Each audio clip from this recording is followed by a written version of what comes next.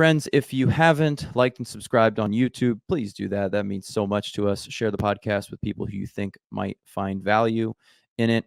We work really hard on this, so every additional view, like, and subscriber really does mean a lot to us. And on your favorite podcasting application, your Spotify, Apple, Audible, so on, please give us a 5-star, leave comments on the episode, do anything that you can, because it does make an impact, not only on the algorithm, but us. As creators, we like to know what you're enjoying, what you're not enjoying, or if you ever want to hear more from a guest or less from a guest or a different type of guest. So thank you very much, everybody. Enjoy this one.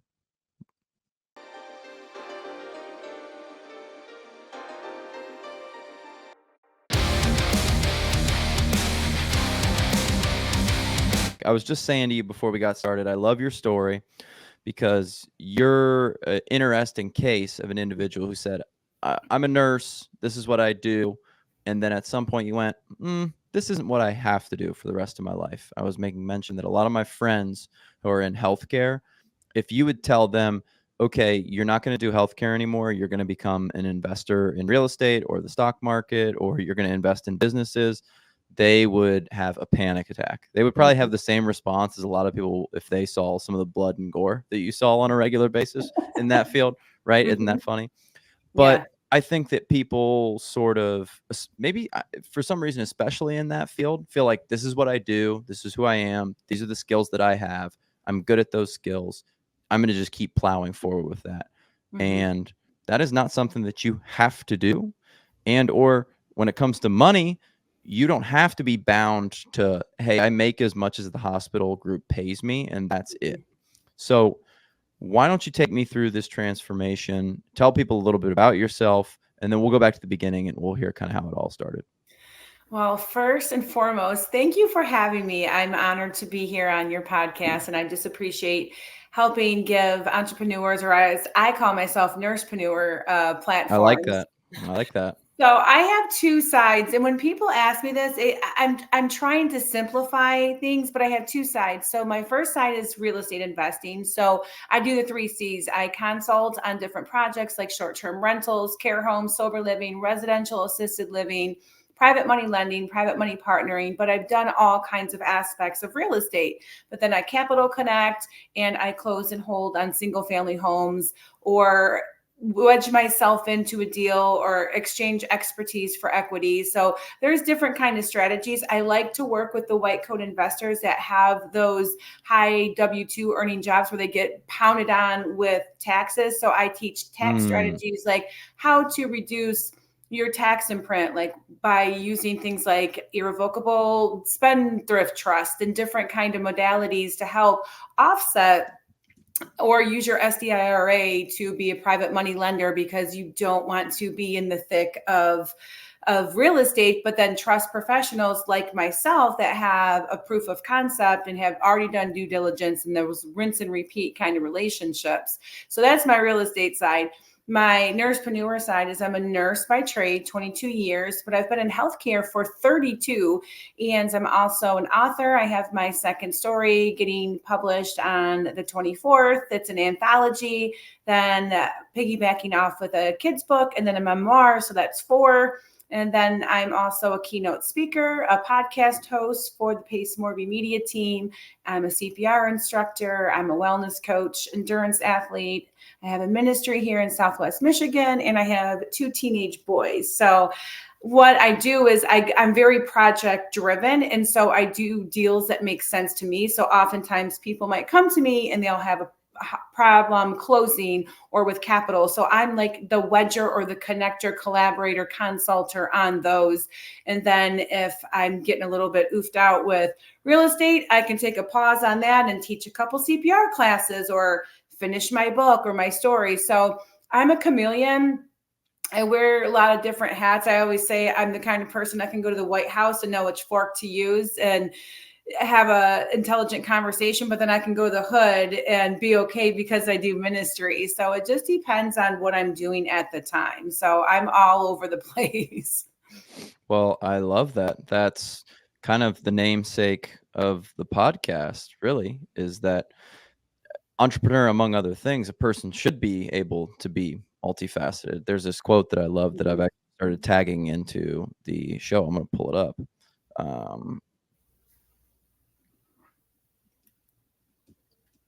But how in the world do you manage all of that in terms of time?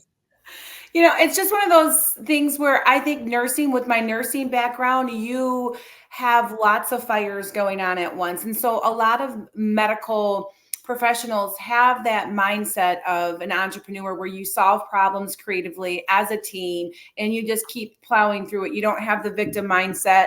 The hard thing for me, though, transitioning from healthcare to business is that unlike the quote, like fail forward, you can't fail forward in medicine because people die or there's catastrophic effects. And so I never realized, call me naive, that I was in my ministry and medical bubble, but I had no idea there was so much just greed and sin and disgusting acts. And that was shocking because I've seen some really horrible, disgusting, heartbreaking things at the bedside, but nothing compares to business. And again, you have to trust your colleagues to a certain extent. Like if you don't give magnesium or hang the blood or hang the plasma or check the pressure before you do something, people have a response to that lack thereof, right? Like the plan of care. And so that's been really hard for me because I was a little trusting coming into it because I really essentially got into real estate. It was my third half Ironman on my 46th birthday. And that's how I transitioned from nursing into real estate because I fell in love with the area and I just felt God. And I was just like, I was going through all these storms in my life, the 3Ds, the death of my father, divorce, like an upcoming divorce and a diagnosis of Ehlers-Danlos. And I was like, I can't be working like this for the rate of return I'm getting. I need to do something different. Like there must be a vehicle out there. And so I bought a house and I didn't have any exit strategies and was like, I'm going to figure this out. And bought traditionally, I sold creatively and a wrap. I did a land contract and wrapped it. And so then to season their money so I can cash refi them out. But in the midst of it, like there was ordinance changes and my short-term rental got shut down. And again, I didn't have any exit. So it was like always pivoting, hence the pivot with purpose is how it was born, because I've always had to figure it out, not only in medicine, but my own personal life and business. And so, yeah, it's been a roller coaster into the business and real estate world overall. But that's what entrepreneurship is like, right? I mean, I found the quote: a human being should be able to change a diaper, plan an invasion, butcher a hog, con a ship, design a building, write a sonnet, balance accounts, build a wall, set a bone, comfort the dying, take orders, give orders, cooperate, act alone, solve equations, analyze a new problem, pitch manure, program a computer, cook a tasty meal, fight efficiently, and die gallantly. Specialization for insects. So that's Robert A. Heinlein. I don't know his story, but sounds like quite a fella if he can do all of those. And clearly, some of those things, as you can tell, are con a ship. I'm not even sure what conning a ship is, but yeah. Pirates, I matey, I don't know everything but program a computer. I'm like, yeah, I'm not Bill Gates. Well, some of those are medical type things. What does he say? Set a bone. So this is a side tangent, and I do want to get back to, you have so much knowledge. You talk so fast. You're like hitting me with terms, and I'm like, I need to stop her because I don't know what a wrap is, and like I need to, because I love to stop people and go, wait, hold on, I don't understand. Because wait a minute. Yeah, I try to not act like I'm so smart that I understand everything my guests are saying. Like, just go, wait, hold on, Kimberly. The things you said, I didn't follow. But I broke my collarbone in 3 pieces in 4 places on a snowboarding accident. And I started just to wonder myself, I'm like, how would they have fixed this like 200 years ago? And apparently every town had like a bone setter.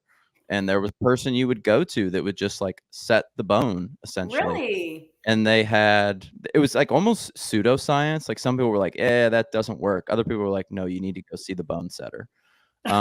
And they had some gnarly mechanisms. Like if you broke your like forearm or something, they'd have like a traction device that they'd like pull you, try to pull the bone straight. And I'm like, wow, I know we all complain about modernity and geez, Instagram, it's killing us. But I'm like, I got into surgery like 4 days later and had a metal plate, and like 10 days later I was like pretty much moving it, and then a year later they took the plate out and it's like nothing happened. So it's amazing.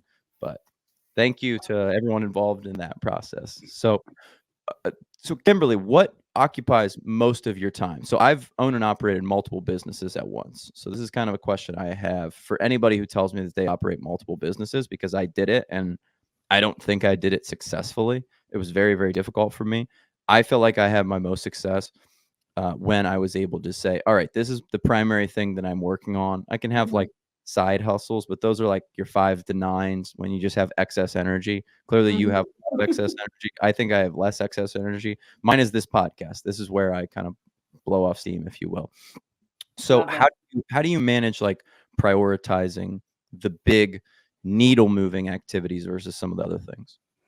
So it's a lot like nursing, where you're a charge nurse and you're getting a patient back from the OR and you have to move the other one to step down, or you have to give a product. So I think having those leadership skills, like you had mentioned, like all those different hats that you wear, like being a leader is a tough job, because you take one for the pack. Like you're the one that's sacrificing your everything to like guide and delegate and navigate the waters. And so I've just always been really strong with time management, just like with endurance. When you're training for a half Ironman with Ehlers-Danlos and 13 different medical diagnoses, with your spine crumbling from stenosis, you get very good at time management and discipline. And the 3 pounds of jelly is the limiting factor, because I wake up Mhm. every day, like today I have a terrible migraine. My vision's a little bit messed up. My spine is hurting, but I still have that attitude of gratitude that I woke up with breath in my lungs. I'm going to live the best day that I can for God, to make an impact on the world. And for me, it's all about combining my purpose with philanthropy and utilizing my talents and skills that God gave me to make other people's lives better, whatever that looks like in that season or situation.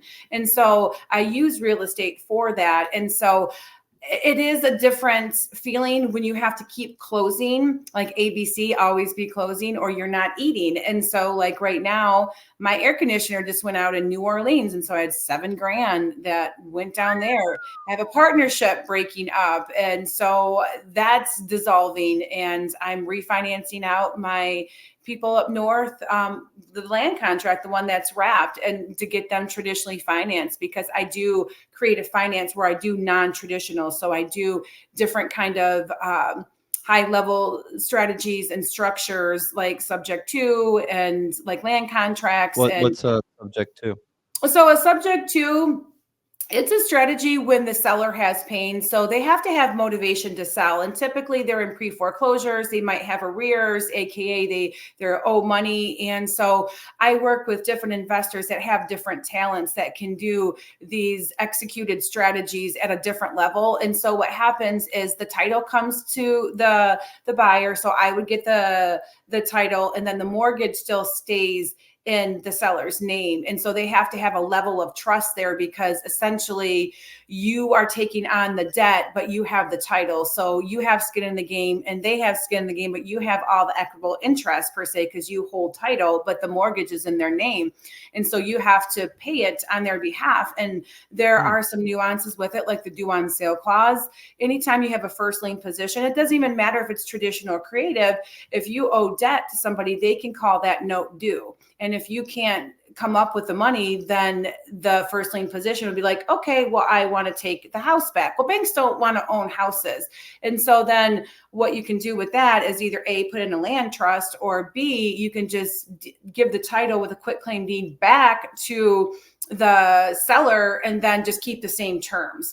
And so these are strategies. Like one house that I acquired, the seller was going to jail and they needed money for lawyers, and they just didn't want the house. They couldn't sell it on market. So we took it over subject to. The interest rates was 2.875. So in this Is market where it's 6, 7, 8, or you have a DSCR where it's like 9, 10, it's solves the problem for both parties. The seller then is able to acquire the house, and the buyer gets to $15,000, and they walk away to pay attorneys. And then meanwhile, no one's credit got hit. The house hasn't gone in foreclosure. And so it's very specific to pain to this whoever's selling the house. Maybe it's a divorce or it's a death, or a lot of people get jobs out of state and the market's so up and down where they can't offload it. So that's a technique that you can utilize. And say you get like I'll explain the wrap because you had mentioned that previously. So if you get an interest rate of like 2.8, then you can wrap that and then schedule the amortization to mirror that. And so it's like a burrito if you think about how you have layers, and you just wrap it around the original note. And so then you cash flow in between that. So if you have an interest rate at like 7 because your interest rate is 3, then you get the difference in between. And then if you need to season their money to refinance them so you get your cash out, then you can have escalation clauses where you can have them pay over principal. So they are paying into, they're forcing, the appreciation, the equity. So when you refinance them out, like say with an FHA, then they can utilize that equity. So they have no money down. So it's easier for them to get into traditionally financed. So people that have, bruised credit, that are unbankable because they're ITINs, or they have, they're entrepreneurs where they don't have the consistent, technique, like they don't have the credibility for the banks. The banks look at them as unbankable. I want to say it's like 7 out of 10 people in the US currently are unbankable. And so that leads a huge number of people that need creative finance. And so that's where we shine, because we can take it case by case and structure it to what their specific situation is. So, I mean, really you're helping them out in lots of different scenarios. It's a pretty cool way to like have your like hands in the game and help. It's a helping kind of mission for me. Interesting. Yeah, that's something I had never heard of. The first time I heard of taking over someone's mortgage is actually my editor. He's trying to sell his house, and he has that like 2.8% rate. Mm-hmm. And he said, apparently my mortgage like has like a ability to be taken over by someone else. Yep. So he can kind of sell the house and move the mortgage over to this new person and almost collect a premium because of the difference in interest rates. I was like, I've never even heard of this. Yeah, it all depends on what the person wants to do, how they want to dispo it, how they want to dispose of the property is how you can structure it. And that's the cool thing with creative finance. If you want to write in an addendum that they need to send you a Christmas card like every year on the 21st, well, you can, right? So you can take it and tailor and underwrite it and structure it for that specific person to be strategic with whatever their financial goals are. Sometimes people just want to be able to walk away from the house. And then again, if you can get it at a good interest rate, and you can do midterm, you can do short-term, long-term, you can have an exit strategy for a care home like sober living or residential assisted living where they have protected rights under the FHA because they're a most vulnerable person. And so there's ways to combine real estate with your purpose and philanthropy, and that's through these different kind of techniques. And so a lot of people, it's hard to understand the concept sometimes because there is trust that needs to be like formed and created and sustained, because if you stop paying their mortgage, what happens to their credit? What happens to them? The mortgage is still in their name. And so there's lots of educations, just like in surgery, if you're going in and out of heart surgery, there's lots of education, lots of trust, lots of back and forth. But at the end of the day, they have to feel comfortable in trusting you, because then you are kind of the gatekeeper then at that point of making sure that you are paying the mortgage, in fact, because if you stop paying it, that's a problem, because then it's gonna affect them significantly. You are the first person that I've ever heard say that real estate can be philanthropic in some way, Yeah. shape, or form. Absolutely. There's so much like HUD-VASH is Section 8 for vets.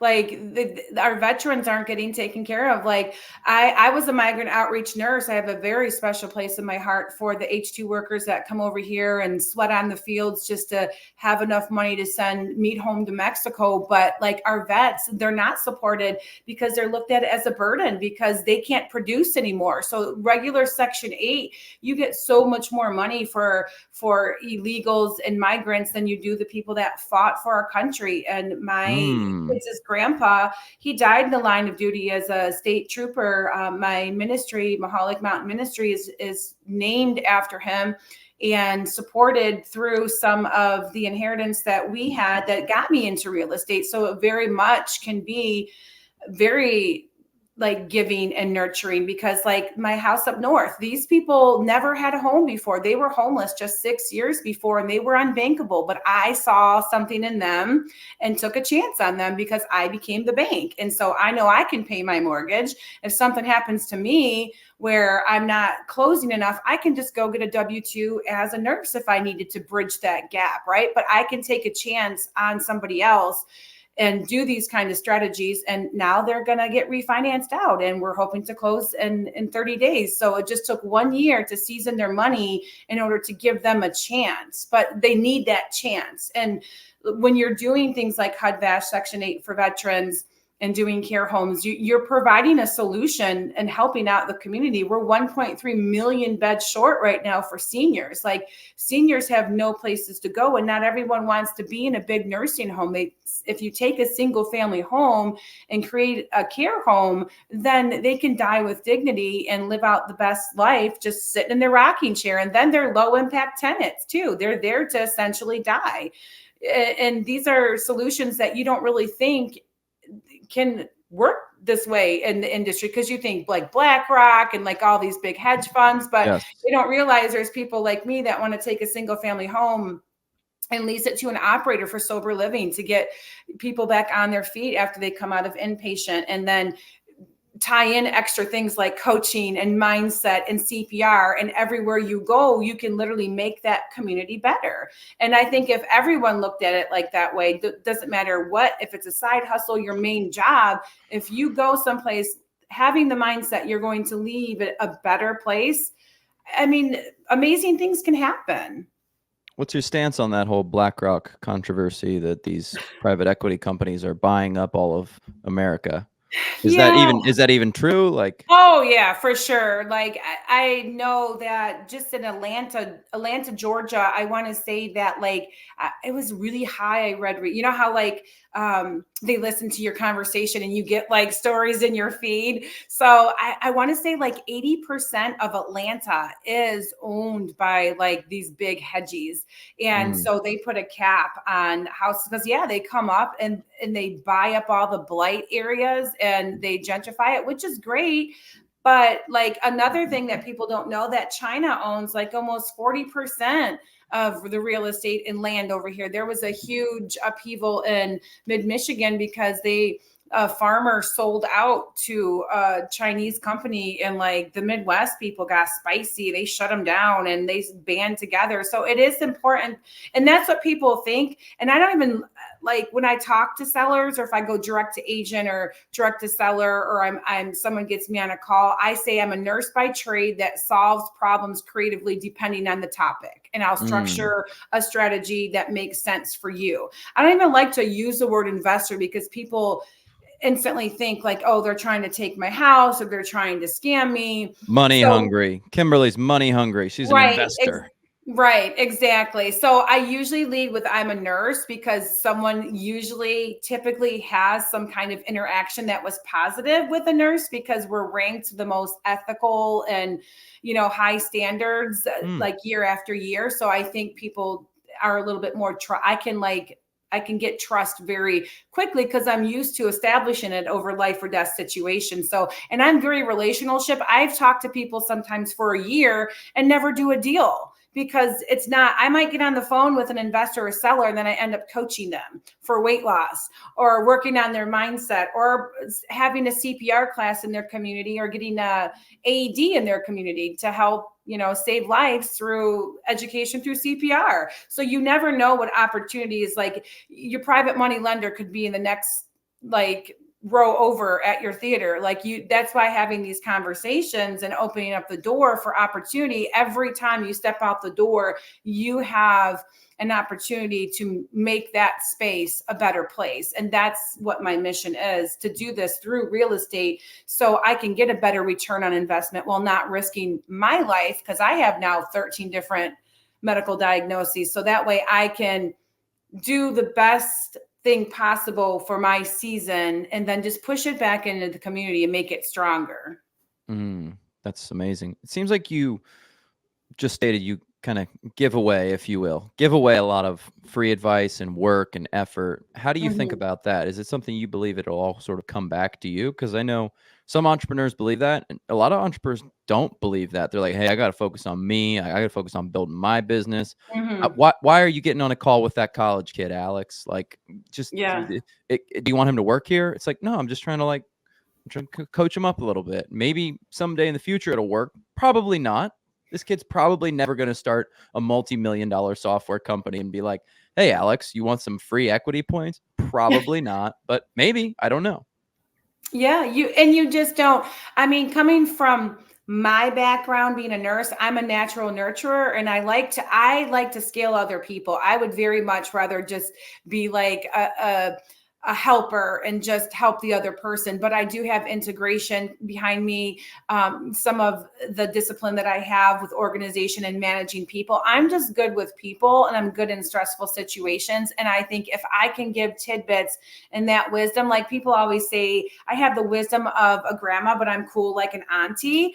And so why wouldn't I help somebody, right? Like if I can tell them my mistakes that I made and save them money, like, hey, this is the time that I lost money because I was in second lien position and first lien position wiped me out and I didn't have this clause in there. Why wouldn't I share that? Like the days of gatekeeping are slowly starting to get broken down. I mean, because if you're not think of just about cancer and the rich, the super elite and down, right? Like how many super rich people do you know dying from cancer or peasant diseases? You don't hear it. You don't see it because it doesn't happen. They'll fly to the Netherlands or Thailand and get specific markers and get that reined in just for them. Like they don't have the same problems. When you can pay someone to make a problem go away, it's so much easier. And these strategies have been kept in the elite, like Cody Sanchez, the Grant Cardones, the Pace Morbys that are exposing and getting information out there to people like myself that can invest in these mentorships. And not all mentorships are the same. And that's the thing is when you start this industry, there's so much to learn that you don't want to take advice from everybody. And so you want to take advice with proven concepts, due diligence, proof of concepts that, hey, I haven't lost money, or hey, when I did come to an edge in the road where I had to make a decision, this is how I executed it. And this is what happened. So I don't believe in gatekeeping. I don't believe in competition I believe in collaboration over competition all day long. I just think that's silly. It's kind of like being the gatekeeper, like, oh, this is the best way to start an IV. Why wouldn't I show somebody that if my grandma or kid wasn't going to get an IV that was more smoother because I taught somebody a skill set? But again, the super elite want to keep these things like trust and tax strategies away from people so they have worker bees. And that's okay. Not everyone's meant to be an entrepreneur, but for the people that want to break free out of the golden handcuff of the chains of what's going on in the nation, then they'll continue to be in their cage. But then there can be people like me that are putting this content out there. Like, I was a bedside nurse. This is where I'm at now with the things that I've done. Come invest with me because I have a purpose behind my investing. I think it's just an abundance mindset. You just believe that there's enough money out there for you and me to make money. Amen. The Gordon Gecko, like when Kimberly loses, I win. When I win, she's losing. Like, I just think, hey, we can both make some money. Like, there's there's enough money out there for you and me to get rich. Mhm. I Yeah, think this, right. That part. And I mean, businesses and billionaires are made in recessions too. If you can solve a problem, creative solution that's Amazon proof, AI proof, shutdown proof, and like all the proofs. And that's for me, the trades and medical. So now I'm shifting a little bit out of real estate because I realized the three T's, the tenants, termites, and trash. It's a lot, and I don't want to be that landlord, or I want to do bigger asset classes like syndications and multifamily, because these single family homes can suck the life out of you when you dump $7,000 into an air conditioning unit and your war chest is completely gone. Now your cash flow, or if taxes go up or insurance goes up, then your principal, interest, taxes, and insurance, your whole underwriting process that you had in the beginning now is not that, and your cash flow is completely gone. And so again, I want to share these tips and create content and put my own like little mastermind out there to be like, okay, this is what I've done. This is what I'm doing. This is what you can do. And because every investor and every business owner has their where they warm the hands by the fire, where they feel comfortable, where they feel safe. And that's okay. There's a million ways to make money in business and in real estate. So shifting to business, I want to actually start buying existing businesses, because we're in the biggest wealth transfer in the whole, like, that the nation has ever seen. So I want to take those existing businesses, though, that the boomers and the silent generation creative, and they can't pass them down to their families because their families don't want them. So I want to save those businesses because they've put their heart and soul into them and kind of created their own W-2 because they worked within the business, not to scale it, stabilize it, and exit it. So that's a strategy that I'm looking into right now, is buying businesses creatively and in those Amazon proof, AI proof, medical kind of fields, and buying up your liabilities, like buy the property management company, buy the landscaping business, buy the plumbing, or create it yourself, right? yeah, I've had a business broker on, and then the business broker connected me with someone who bought a business from him. So they've kind Mhm. of talked me through that same thing you're alluding to, that transfer of wealth, the older Mhm. generation who built the Right. plumbing business, but now they're 71. And Mhm. it's like you can't get out there and keep, hammering the nails. But that's really how you make your income. It's like we make $100,000 a year, but I like work every day. So it's like, Right. there's really not a ton there. But if you transferred it to someone who can go, hey, how are you doing your invoicing? Oh, we do it all, but we send them in the mail. It's like, okay, we can update this thing a little bit. Right. It was like the laughing meme of the Microsoft crash. Like, I think there was a meme out there with Spirit, like, good thing Spirit was old school because they were Yeah, in the air. yeah, Because he had the old system. So sometimes oldies, I mean, and some things you don't have to update, right? Because it just works. But that was the mentality back there. They created a business. It gave them that freedom that they weren't working with Uncle Sam, but they didn't really know how to delegate. And it gets tougher and tougher because, let's be clear, like, people aren't motivated to work anymore. They want to sit home. They're not driven, and they'd rather just do less is more. And it's hard to find good employees or even to compete in healthcare sometimes with those aid jobs, because, like, who wants to wipe grandma's butt for $15 an hour when you can do like stupid things on TikTok and YouTube and try to be an influencer, or work at McDonald's for $20 an hour with insurance? Like, how can I compete getting good help for my care homes when I can't pay people $30 an hour? They deserve it.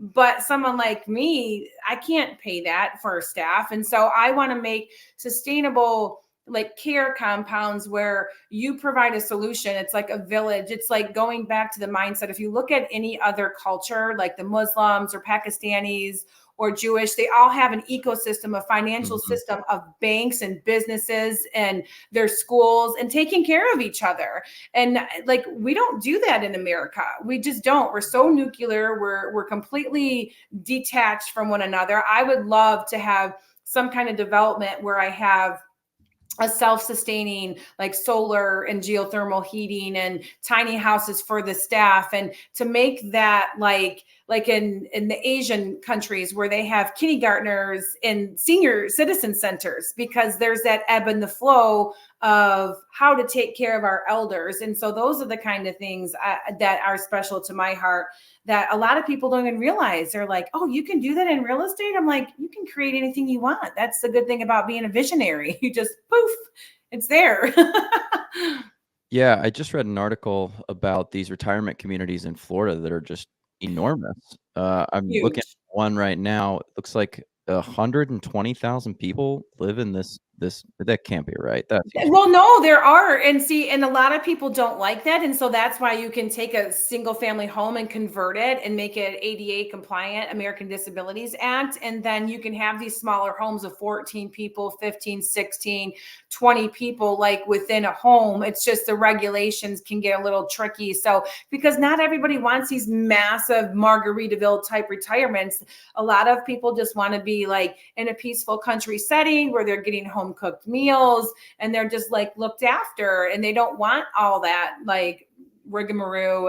And so creating options for these seniors to enter into their last glory days, it's a very needed, it is so needed right now with being so short, because what you're really marketing and targeting are their kids, right? And so the busy professionals that are in their 50s and 60s that don't have the time because they're raising their family and now mom and dad's sick.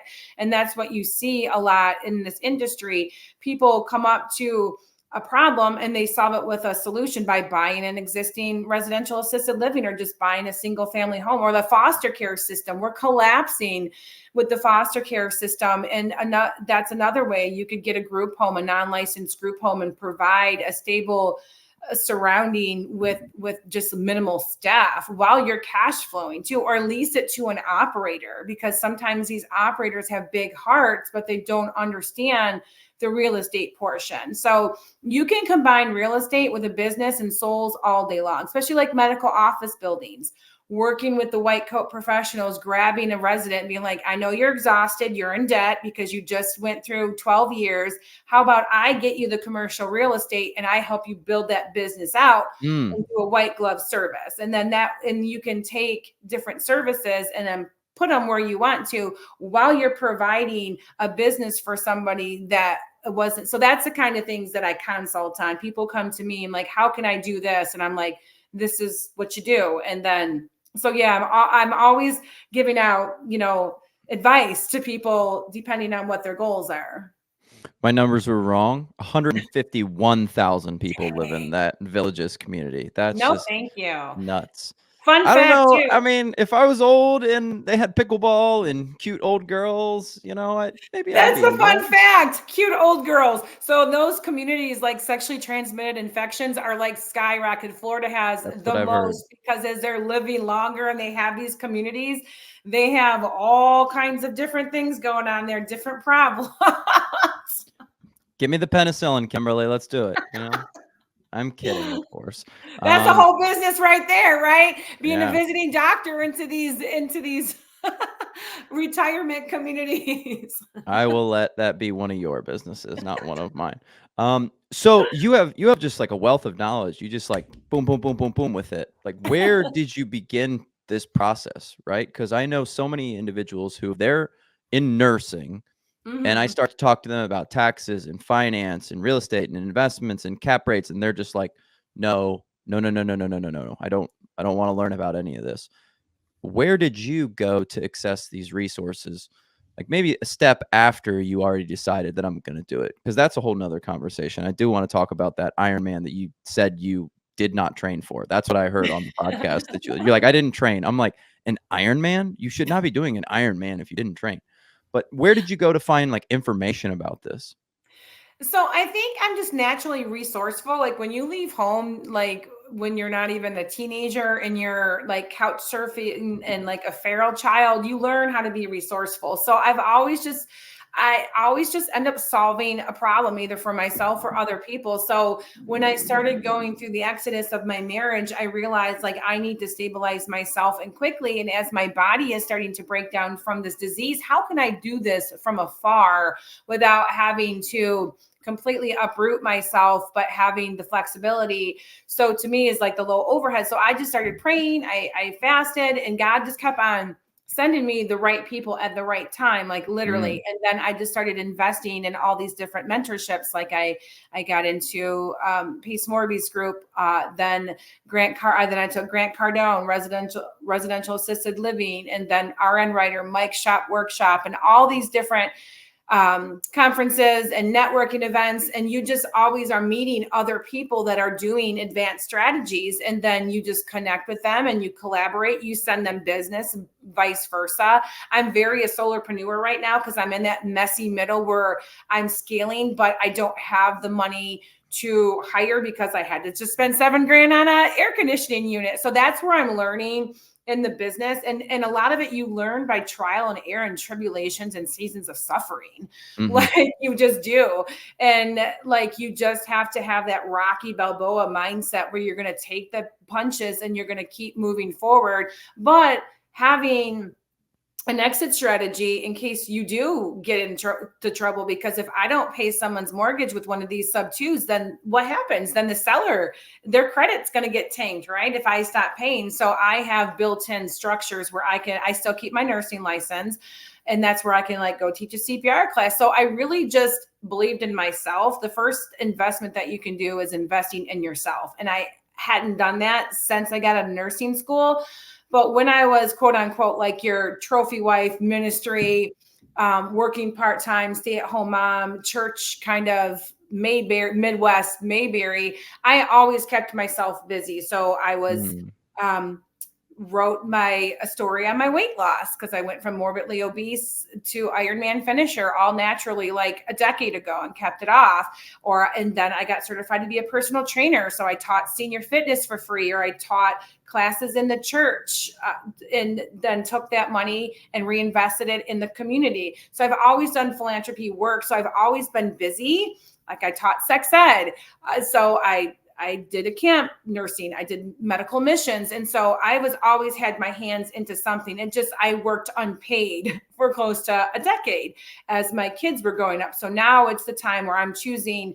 I always followed passion over profit, but now where I'm at in my life, I need to start thinking more profit driven. And so that's where the transition's been a little bit bumpy, because oftentimes people take your kindness as a weakness until they put you in a corner and you have to chew through them. And I don't like that part. I can be that part because I was used to doing it over bedside. But so, yeah, I just started investing in myself.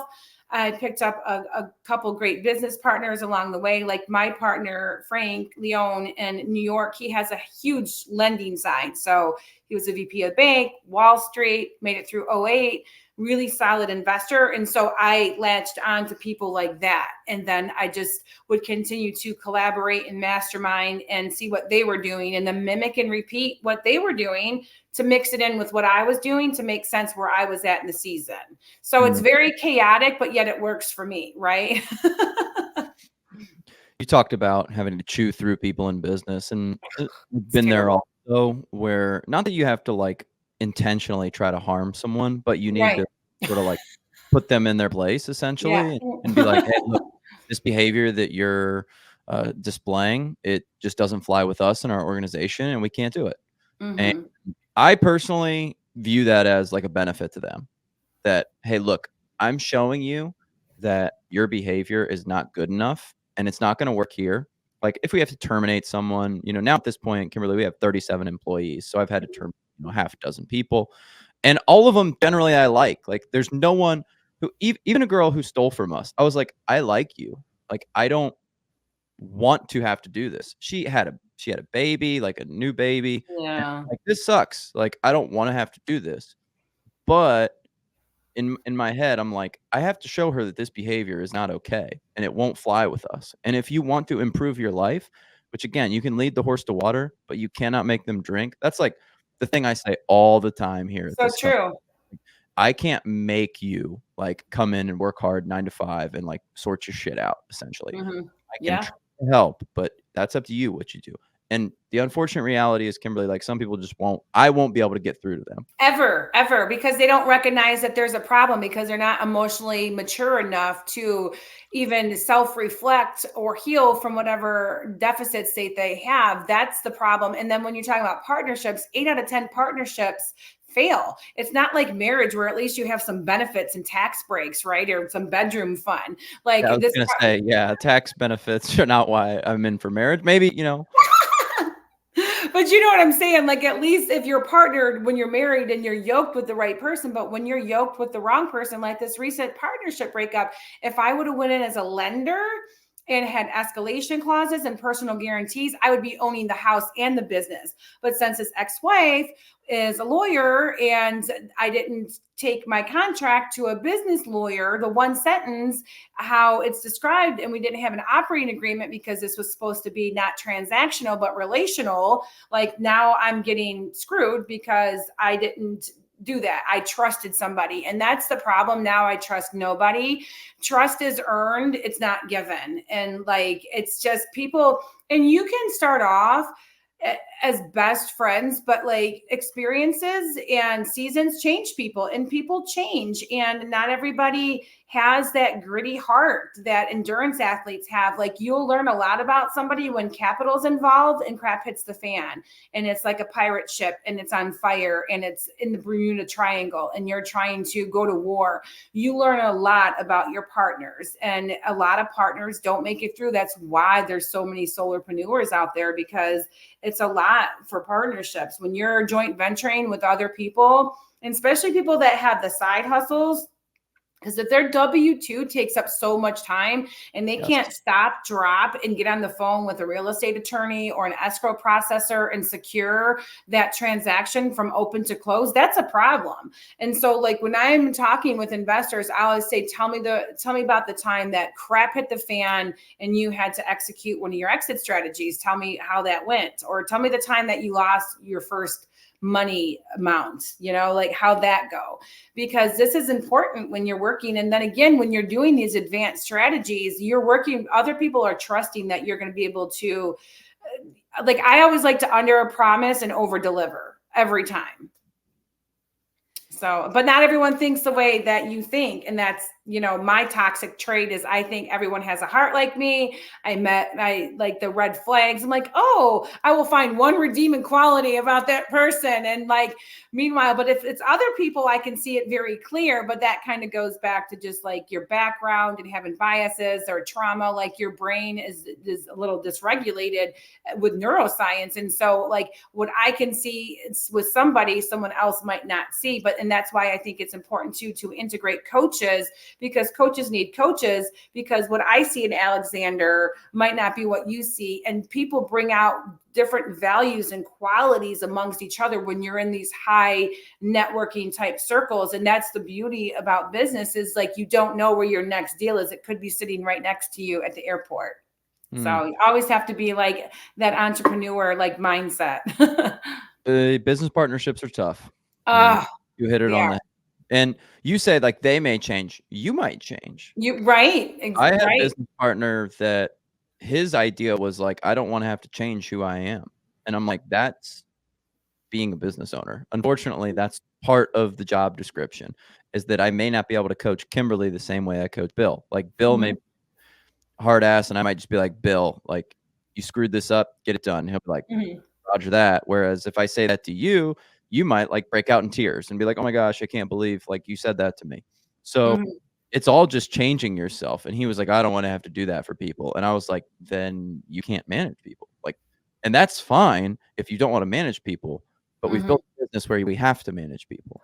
Right. Yes. So like, if you want to be a solopreneur, that's totally fine. Like, that is a great solution for a lot of people, but don't act like a solopreneur and then be like, I want all the benefits of having 20 employees. Like, you can't have, right. You can't scale to the size. Like, if you're okay with staying small and not, scaling, then that's great. And I think a lot of people don't recognize the differences between men and women, and to embrace those differences. It's okay. Like, my business partner, like, we go at it a lot, but then we can say the hard things and then circle back and be okay, because I have to emotionally like go down that rabbit hole where he's just like, let's solve the problem.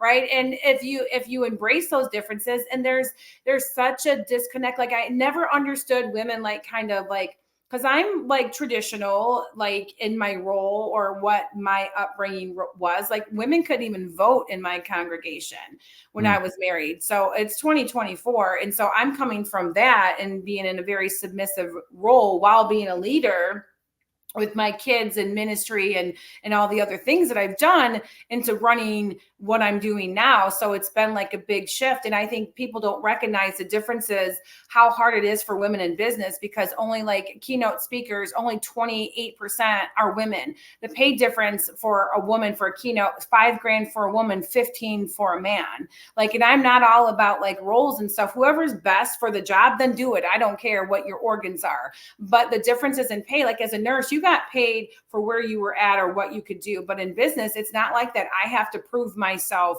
in rooms with men. Like I have to speak louder and you shouldn't have to. Like you can't be too pretty, you can't be too ugly, you can't be too opinionated, you can't be too submissive. It's so much of pressure on a woman. And then investing too, only 30% of real estate investors are women. And you get into these hype, and it's great because everything I do is very male dominated. Ironman, OR, ER, investing, speaking, podcast, everything. And I love that masculine energy. But you have to take that and let them help you too, because sometimes my partners might have to speak on my behalf just to make the introduction on a call, because they know that this person is like higher level and I might need more of a backing by them through them to get my point across. So I never had to do that in medicine. Like it is what it is. Like it doesn't matter if you're male or female. Like you save a life, you work together, and then that's it. You disagree over chest compressions, fist bump, and you're good. But it's not like that in business. Yeah. And this is like stoic wisdom from long ago. Any sort of difficulty you have in a certain industry or place, that can reverse and be your superpower, right? So I always Yes. tell girls that are in my business that, hey, look, like if you kick ass with what you do, like you're gonna be a unicorn. Like you're gonna be someone who people are like, you get on a call and she's like that. You're like, oh, like this person's on her shit.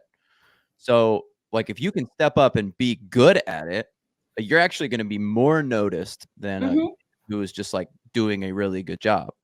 Because Agreed. I meet a lot of guys who are like in e-commerce that do a good job, but it's like, oh, I meet like a young, thoughtful, attractive boss bitch. It's like, oh, like we're going to pay attention when she gets on the call. So you can also use that as your superpower. You just have to think about it in the other way. Like, hey, I am unique in this industry, and that means that I can set myself apart.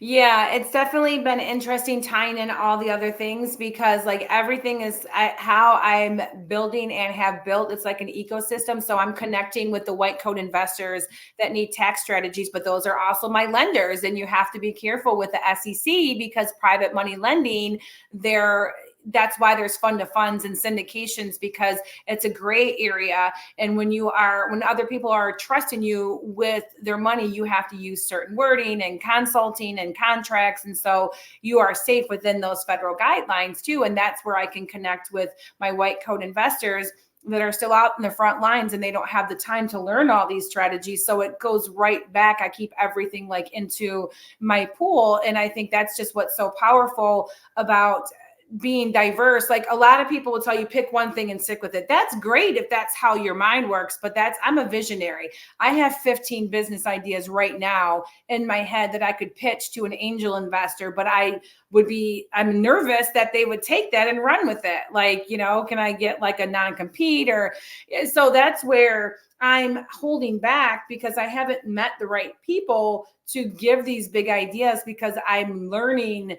I'm still like kind of a little nervous, because I've been like, my eyes have been open to the ugliness of business. And again, call me like naive, but I had no idea it was so cutthroat out there. I think it depends what industry and who you're dealing with. Yeah, right. Yeah, that's true. But And I I mean, stats speak for themselves though too. And so that's just like, I want to be hopeful and not live in fear. And I don't, because it's in his hands, but like, and the same thing, it's just like, okay, I need to be smart where I'm at in the season, because I'm coming out of the people pleasing kind of era, and I'm finding my voice, and I'm trying to be assertive without being aggressive. Again, that push and pull, of the different kind of modalities, that the self-limiting concepts in your head, for sure.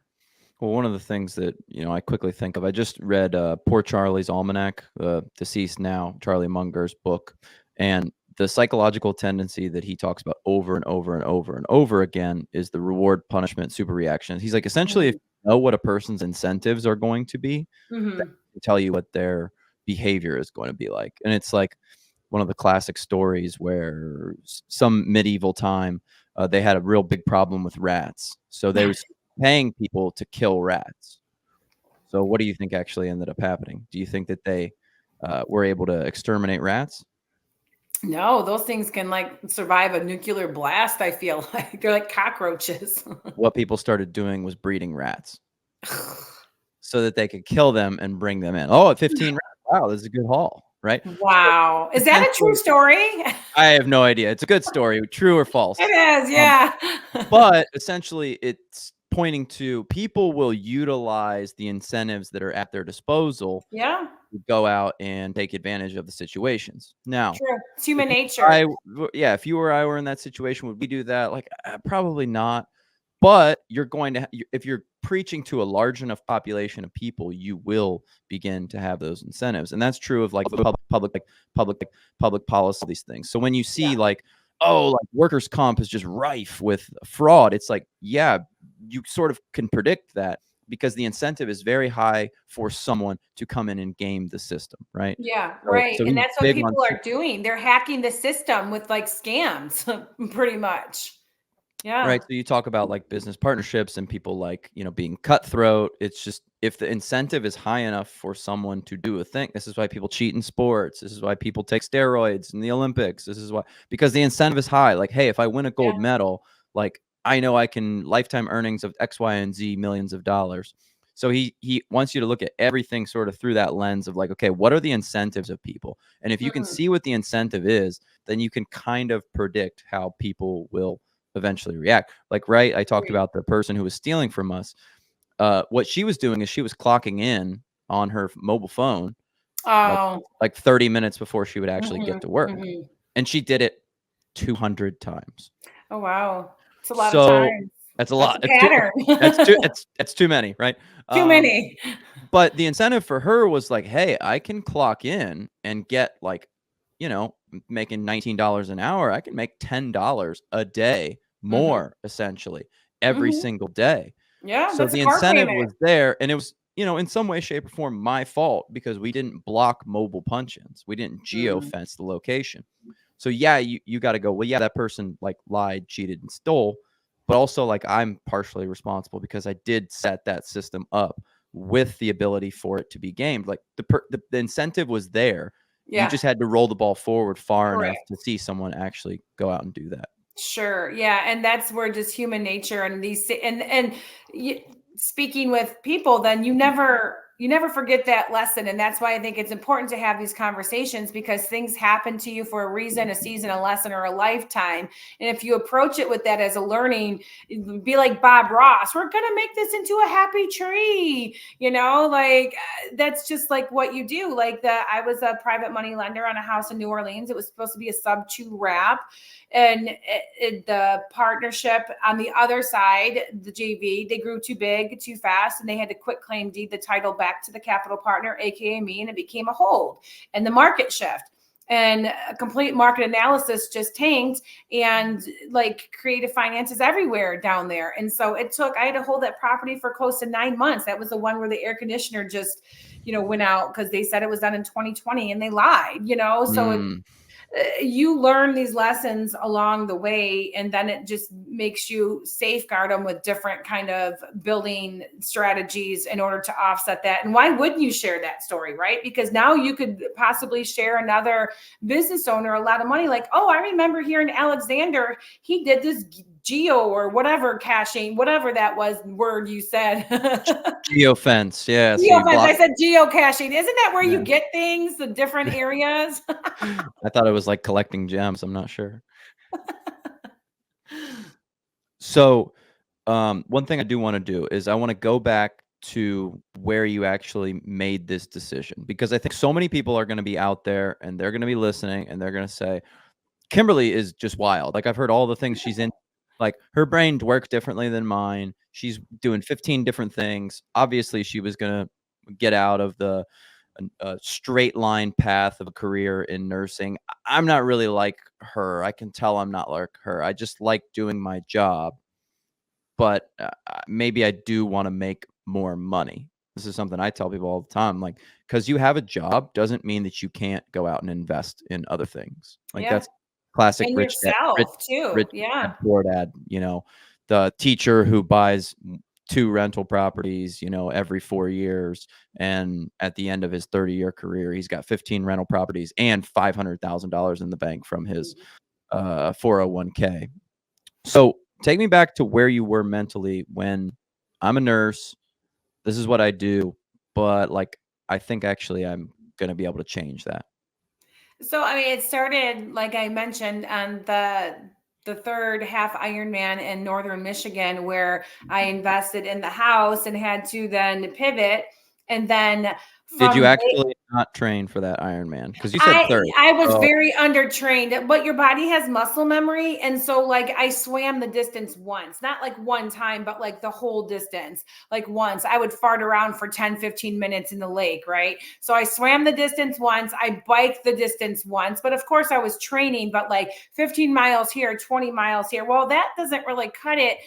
And then like the run portion, I never ran and actually walked because I was having all these problems, not realizing what the heck my body was going through and pushing it past these limits and just adapting to that, like of vomiting and the stomach problems and the headaches and the vision and all these gritty things that you have to do to push, 1.2 mile swim, a 56-mile bike, and then a 13.1-mile trek at 46 with 13 different diagnoses and not having connective tissue that operates the same that yours does.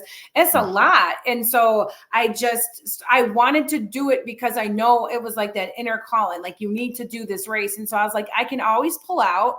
I have nothing to prove. I trained for a year and a half diligently and never actually execute a race because I had an emergency appendectomy and then a hurricane came through. And so I am known for always having to, everything's harder for me. So it was on that course that I got into it. But I think the straw that broke the camel's back, per se, the old saying is when I took a director of nursing job in a mid-size, I had to say it's mid to large. It was 103 souls and almost like 45, 50 employees. And I beat out several candidates like with master's degrees and all kinds of people that had existing experience. I've never worked in a skilled nursing facility, but they saw something in me that they were like, okay, I want to take a chance with this person. So I interviewed for an infection manager specialist job, and then I walked out with 2 offers, one being the director of nursing. So that's like the highest of the high underneath the chief operating officer. And I only spent a few weeks there, but in the few weeks, I just was so disgusted with the level of care to those seniors. I just couldn't get behind it. And between the forced vaccinations and all the distrust in the medical community, like it's okay to say we don't know what's going on. It is medicine. Like they said, the thalidomide was safe in pregnancy. How'd that turn out? Smoke when you're pregnant. How'd that turn out? Oh, here's Oxycontin. Take this. I was part of the opiate crisis, right? So it's just like the distrust of these big entities that are screwing people like myself. Like they're literally screwing the front line, because then the distrust doesn't happen at the high level. It happens with my level, because you get in the position of people telling you what to do and you know it's incorrect and you know it's wrong. And you just want to be like, like have that righteous rage style. Like, and it's hard when you're trying to advocate in a Christ-like manner, but you can't because you come up with all these issues. So I made a lot of change in the short time I was there, but I was put in a very compromising position. And on a Friday, I just was like, I'm done. I just quit on the spot. And I just was like, I can't do this. I'm not going to put my name, my ethics, my morality on the side for your agenda. You can kiss it. And I packed up my beautiful office and my 6-figure job. And I just said, forget this, I'll figure it out. And that's when I just dove head first and be like, I need to figure this out because I can't go back to that. I can't go back to somebody else that is not qualified to tell me how to do my job. Just not, I'm not doing it. I've done it my whole life and I'm going to make this work. And that way I can be the person that's making, because I always got to a level where I was really high up in leadership, but then the buck stopped at the point where I couldn't make any more change. And I wasn't going to make myself smaller so someone else could feel safer and comfortable, because I will never, ever side with a big entity. I will always be an advocate for the patient, whether it's going head to head with a doctor or a senator or a lawyer. Like, I'm that person. Like, I left home at 12 and didn't become a statistic. I'm not scared to have hard conversations with you and tell you the truth to your face respectfully. And so, yeah, it was kind of that attitude. I just was like, I'm out, y'all. Like, kind of like you live once, YOLO. And just like, what happens if I fail? Oh, I just go back and get a job somewhere else. Oh, okay. Like, big deal. I'm not afraid to fail, because to me, failure is when you stop. And I'm just not the person to stop, because I always can answer a phone. And at a call center as a nurse, I have set myself up that I have enough ways that I can pivot if I'm burnt out or stressed out. And so that's what I'm trying to do, is build that lifestyle so I can follow the weather in 4 years when my kids are out of school. And I can't do that from a bedside. So that was my realizations. Like, I'm half dead. I have like all these conditions going on. I don't want to live the rest of my life under someone else's supervision that I can't align with. So, well, one important thing that you just sort of articulated is, if for some reason your health is taken away from you, like as a nurse, you can't do that job in a wheelchair, I assume. That seems virtually impossible. So for all those people out there listening, like, you don't know. And I think they indicate very clearly that the odds of you becoming long-term disabled at some point during your working career are significantly higher than like an accidental death of some sort. yeah. Mm-hmm. So like, when I tell people, it's like, yeah, $3 for disability at the company, and they're like, I don't need that. I'm like, you're crazy. Get the disability. Like, you don't know what's going to happen. You have no idea whether it's sickness, accident, car accident, like just your body giving out on you at some capacity.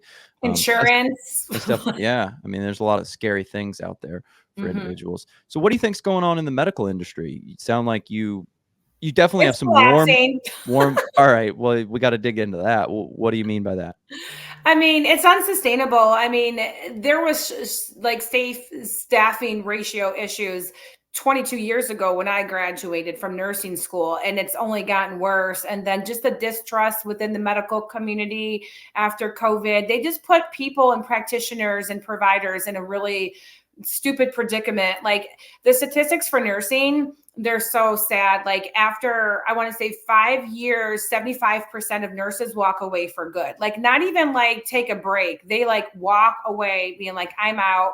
And like, I want to say like, it's like 80 something percent like thereafter. And so the retention rate is only like less than 20%. The burnout rate for doctors is extremely high because they're in debt. They work long hours.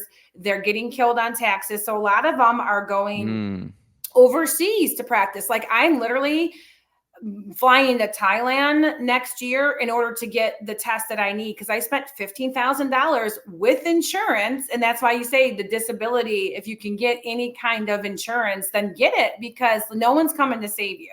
Doesn't matter what party you're for, what party you're against. Drama and division will continue to divide the nation until people wake the crap up and be like, these people aren't for us. If you don't take care of yourself and become self-sustaining financially, mentally, spiritually, emotionally, you're you're going to get schooled. And I'm not trying to be, I'm a survivor. I'm going to fight through it, grind through it. And like the medical, it's just not sustainable. There's not enough people going into it. We don't have enough instructors to pound it out. We don't have enough people staying in it. You have the blind leading the blind. Before, back in the day, you had to get a job on the floor. You had to get a job in the ER only to get to the ICU. Now they're like, oh, you have a license and a pulse. Here you go. You're in charge of a cardiothoracic ICU patient after a coronary artery bypass graft, and you're in charge too. And you're short staffed and don't have a receptionist or an aide. Have fun. Here's a pizza and a pen. And then meanwhile, nurses now are being held federally responsible for errors. And like, you're going to make an error when you don't have safe staffing and you're over leveraged with sick patients. And Americans are sicker every day because we're getting poisoned with our food, our air, our environment. Like, mistakes will happen. And those nurses now are being held accountable at a Fed level. And that's just more and more lawsuits, more and more unnecessary testing. Now there's algorithms. If a person comes in with this, you get a slew of orders that are necessary. Like, most of the tests that are done in America wouldn't be done in India or China or any other country, but we're so heavy on lawsuits that you have to cover yourself. So it creates all this waste. It's because usually the people that are in charge, just like if it's government, education, politics, food, the people that are in charge, they don't have your best interest. They just don't. And power and having capital will always win, because you can't come against these big companies and make a dent, because then people come up missing or something. As soon as you actually have a voice, then it's really mysterious how like things happen. And so that's what you're seeing. People are just like, it's not worth it. I can go into trades and make like $90 as an electrician or a plumber or a drywaller. Why would I put my life on the line for this? And then to get forced vaccinations. For me, it was the forced vaccinations too. I had a really horrible experience with the COVID vaccine, but they said, take it or you're fired. I took it. You know, I didn't have a choice. I had a choice, but I didn't realize I had a choice. So it's multifactorial, very multifaceted, but they're basically existing problems that they never addressed. I mean, there's more nurses than any other profession in the whole US. If every single nurse just walked out or said they were going to vote for a certain you would control everything. And people don't realize the power in nursing. They just don't. They've never, because it's mostly female dominated and they're caring professionals, and they just usually want to care for somebody and go home. But you're not creating that kind of nurse anymore. You're creating nurses that are going into it for the wrong reasons too. And then they're giving people like me a bad name, like the people that they're just seeing dollar signs for traveling and taking assignments. And then meanwhile, it's creating division in a unit, because one nurse is making $90 an hour and the other one that's been there for 15 years is making 30 something and has crappy health insurance. Well, there's so many dynamics in healthcare, but I mean, essentially it comes down to greed and sin, and people are just sick of it. And they're just like, I can be a YouTuber and make content and make more money. Or then you go the other route, I'll just do OnlyFans or so much. Well, yeah, it's a lot. You're worrying me about next time I have to go to the hospital. Don't go to the hospital in July, either June or July, when the new residents are out. And yeah, you should be afraid. I literally am going to reverse engineer a medical tourism business with proof of concept, because I'm having to seek outside help, because I can't afford healthcare in my own country where I served diligently for 32 years in a group home. I started off in a group home before any regulations when I was in my teens, taking care of people. Had no idea it was they didn't have regulations. I was 16 taking care of, they called them retarded back then, disabled adults, in a group home setting, doing G-tube malfunctioning. How do I fix this? We didn't have Google back then. We went to the library and a Rolodex. How can I fix this G-tube? Because there were no resources and tools. But it created very resourcefulness in that kind of era, right? So yeah, there's just so much wrong, and they won't let people like me get on speaker like platforms, and no one talks about this stuff, like, because you're silenced by the hospitals, by the unions, and by everything. You're just silenced. Like, if you speak out, then you become a liability, not an asset, and they'll, threaten you too. And people don't want that. Life is hard enough.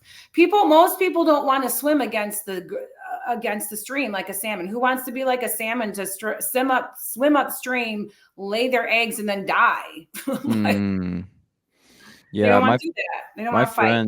my friends that are in the hospital world, the medical industry, I just hear some of the most like toxic stories from them about like workplace Terrible. environments. And just like, I'm like, oh geez, like none of that stuff happens here. Like we have some small infighting, but like people like pouring maple syrup into other people's handbags and just like crazy stuff that I'm like, oh my gosh, like Wow, that can't believe petty, huh? Yeah, it.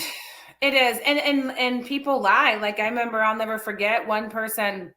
I had a patient, her one job was to make sure this patient didn't fall because he just got back from heart surgery. He was confused because he had an anoxic injury to his brain during heart surgery. And so while he was reperfusing and they were trying to stabilize him, he was getting up out of his bed, and his, he had platelets were like down to nothing, and this sitter let the patient fall, and his sternal incision, they had to rush him right back into surgery because he broke his sternum, reopened, and they started bleeding out. And the lady said, I called her a racial slur because I held her accountable. And so that stuff happens all the time. And that's why I go back to leadership. Like, when you're a leader, it's really hard to take those punches and get persecuted, because that's what happens. Like, anytime you hold accountability, people will fight back, and they'll use everything in their bandwidth and wheelhouse to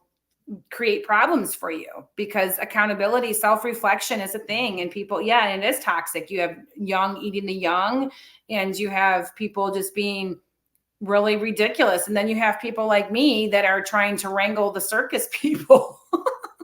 Yeah. Well, I don't have to go that far from home to hear a story similar to that one. My uncle went to the hospital. He's 75, 78, somewhere in that Mhm. radius. An older man. I think he had like pneumonia or a bad chest cold, something like that. Mhm. And he was in the hospital. He got up and he fell and he broke Mhm. his hip. So he went into emergency surgery for his broken hip, had that Mhm. repaired, seemed to be like progressing through the broken hip and through the chest cold, and they were like, don't get up. And he's just like stubborn old guy. He got up Mhm. again, fell, hit his head, and had a brain bleed and died. Yep. That was like 8 months ago. That was not long Oh, I'm ago at all. sorry. And it Yeah, escalates quickly like that. And it just yeah, is, and that's why these care homes are so important, because people too you're getting streeted out of the hospital so quickly. I had 8 surgeries within 10 years. I was discharged the day after. Like, I could have spent several days with someone taking care of me to let my wounds heal, and you're just streeted. And then you're paying a huge premium. Like, again, I spent close to $15,000 in 1 year, and I had 2 surgeries within like 3 months because I knew that my deductible was going to be met. Like, how yeah, pathetic is that? Someone that's dedicated their lives to serving others. Since I'm going through a divorce, I don't have access to the care that I need. And I had to fly to Thailand, and I'm about to be without medical insurance because I'm an entrepreneur. Like, it's not a fun spot to be in. And like, there needs to be systemic change, but no one knows what that change should be. And they won't listen to people like myself that are visionaries that can, like, to me, it's like, go back to old school style nursing where you're learning the bulk of the nursing at the bedside, and the didactic stuff is thereafter, right? Like, and provide housing for them. There's all these multifamily housing opportunities that are around universities, because since COVID, more people are going online and less people are going to the university. So you get all these commercial multifamilies, and especially they have adjustable rates, right? And so now they're ballooning and they're due and they're foreclosing. Take those and then like just give them to medical professionals, to the respiratory therapists, the speech pathologists, the nurses, the doctors, and house them, help them, just pay for their college to get them in and trained and provide us, like, it's not rocket science, right? But like the people that are making these choices, they're not doing the jobs. Like, I've looked at designs with certain rooms and I'm like, who the heck designed this? An engineer? Of course they did. Because why else would you put carpet in an area this big to move when obesity is skyrocketed and the average nurse is overweight? Like, yeah. And so it's like, and it just seems like the people that can facilitate change, they don't, for whatever reason, whether it's personal or an agenda, or they're getting, I don't know. To me, it's just, there's ways to solve problems, but nobody actually wants to facilitate them. I had a pretty famous representative from the U.S. House of Representatives come into our business. He's like our local representative, and he's like Cool.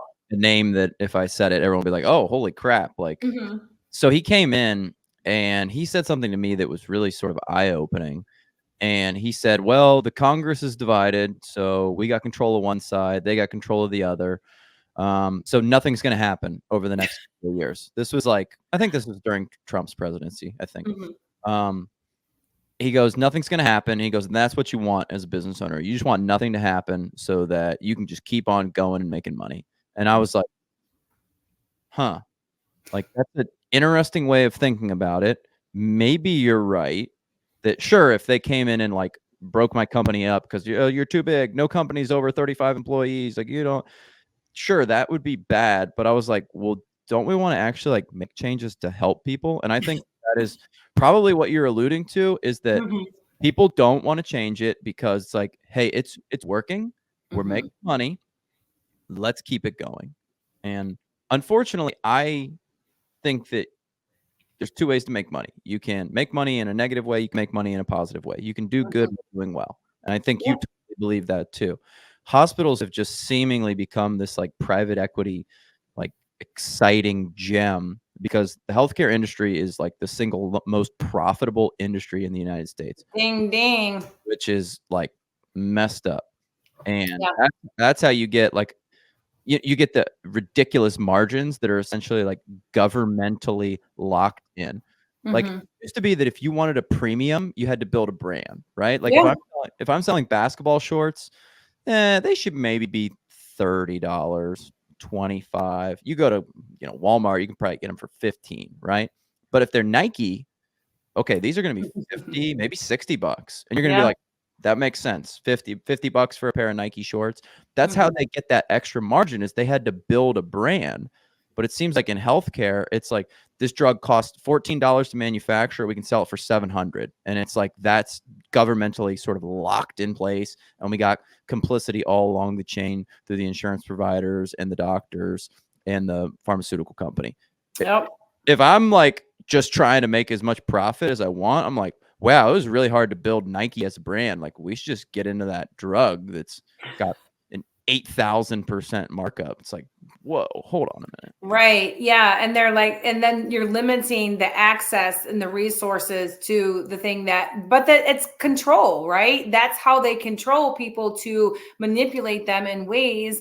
And a lot of people don't even know what's happening to them. Like, I just learned about like the hospital systems when I got into business. I had no idea all you had to do is offer free ER, and then that's how you profit, right? Just like banks, most people don't know that they can reinvest 90% of your money. That's why you should have money in banks, because if you have $100,000, they only have to have 10%, so they can then go ahead and invest $90,000 in other things. And so is your money there? Heck no, it's not there. That's why you shouldn't be parking it in a bank. You should be parking it in tangible assets like real estate, like businesses, gold, copper, whatever you're comfortable with, like things that you can actually barter or sell.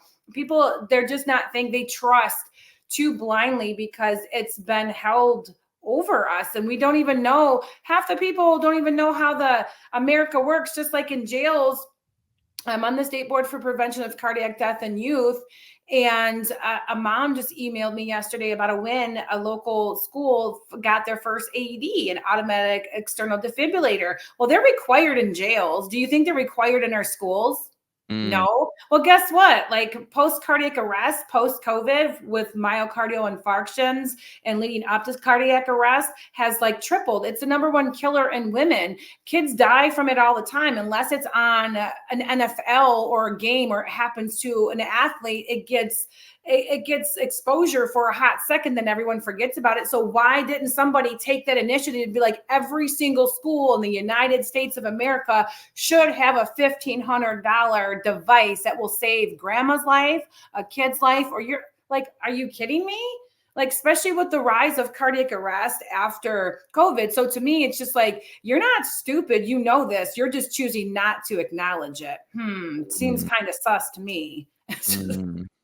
I'd be pushing it if I was an AED company. Just Yeah. two last quick questions. You've talked a lot about tax mitigation. hmm I wanna hear. I feel like I pay too much in taxes. So what are the strategies there? And then maybe just wrap it up and put a bow on it. Like, why real estate as an investment vehicle? Like, why not stocks? Why not bonds? Why not buy businesses? Why not crypto? Why not gold? Why not all the things that I could go out and invest hmm with my money? So, loaded question. It all depends on what your risk tolerance is. So, if to me, if you can secure it with a tangible asset and not be responsible, anytime that you give control to somebody else, guess what? They are going to do just that. It's not going to be a symbiotic relationship where you benefit too. So, to me, anytime you're not reliant on a person or a government or anything else, and that's secured with real estate, right? Like real estate has been time and tested and true. If you look, what I did when I first got into this is I studied too what rich people did, and I saw a pattern. Everybody had real estate, everyone had businesses, and everybody had a trust.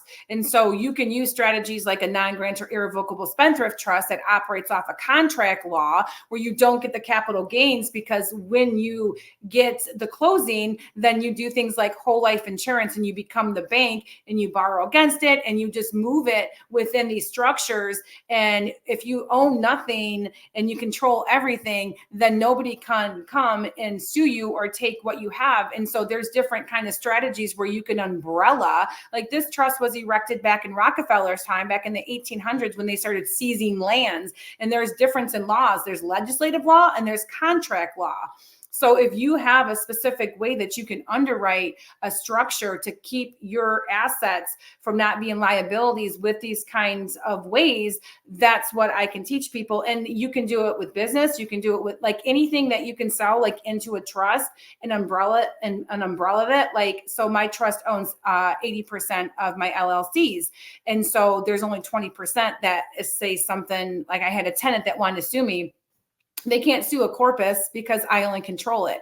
So there's ways that I can consult with people based on what season they're in and what comfort level. Not everybody wants to be dealing with tenants. So then maybe you're a private money lender. I can get you better returns and double digits sometimes with being a lender and having escalation clauses and having you safe that way. Or maybe it's copper or gold or a tangible asset. But to me, like even if it's like coins and fine arts and different things that you can either wholesale later on, or you can barter, or you can trade, because when the dollar collapses and we're burning money for fuel, what are you going to have when the dollar is worth nothing? You're just, then all your money's gone out of the banks, all your CDs, like CDs and stock sets, they're all controlled by banks. And we just made an establishment that they reinvest 90% of your money. So why would you trust a bank when you can trust yourself and you can have an asset? Even if markets shift and they change and they tank,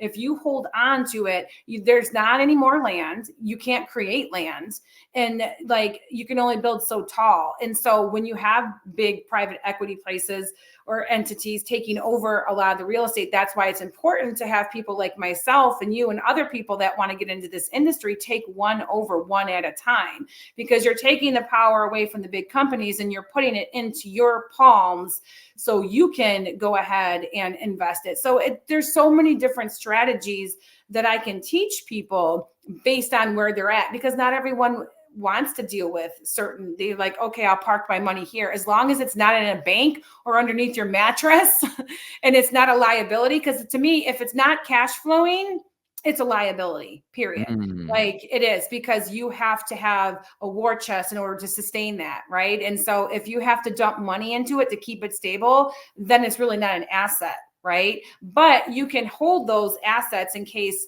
poop hits the fan, and then you can be like, oh, well, the dollar's not worth anything, but right now copper is at this price, gold is at this price, silver is at this price.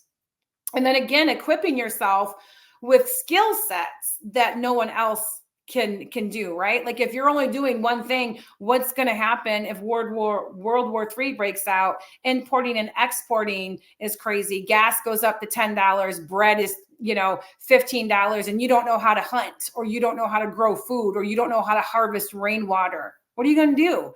You're going to go to your employer and be like, help me. You're going to go to the government and be like, oh, please, like, right? And so I think equipping yourself and networking with other people that know what they're doing and you can trust, that's how you can reduce some of the liability and tax imprint by these strategies and structures. I love it, Kimberly. Kimberly, I think you're doing really important work. I really Thank appreciate you. what you're doing. I hope you keep it rolling. I'd love to keep in touch and hear how things go over the next kind of couple of years and phases of your development. That'd be really cool. That's awesome. And I'm so bummed I wasn't able to make it in person. I wanted to come so bad in person and meet you guys. And you guys have been fabulous. And that was just so, it was the first time I had to like cancel like an engagement. I actually had to cancel a flight. I was supposed to speak in New Jersey a couple weeks back. And it's as you scale and get messier, you want to be sure that you don't over leverage yourself. And you guys were so understanding when I had to cancel and not come out. But you guys have been amazing with the facilitation of like the hotel room and then this, and I appreciate you giving me the platform so I can just babble and get out this important info to the masses. Well, I keep telling everybody we're building a new facility. So we're building a 63,000 square foot facility. Wow. Yeah, 4,000. Congrats. Appreciate that. 4,000 square feet of office, 1,500 square feet of fitness center. So cool. Everyone, like, hey, like we have a Mercedes-Benz right now. It's cool and I really like it, but like we're getting a Ferrari. Yay! That's just so awesome. Like, I definitely need to make it a point to come down to Columbus for sure. Absolutely. So it'll be probably put in service towards the beginning of 2025. So we'd love to. That's right around the corner. We're already in fall practically. Yep. On Monday they're putting the steel beams up, so it's moving. Yay, send me some pictures if you don't mind, if you remember, because you have all this extra time. I got you. Don't worry. Kimberly, thank you so much. Thank you. I appreciate it. I had fun. Me too.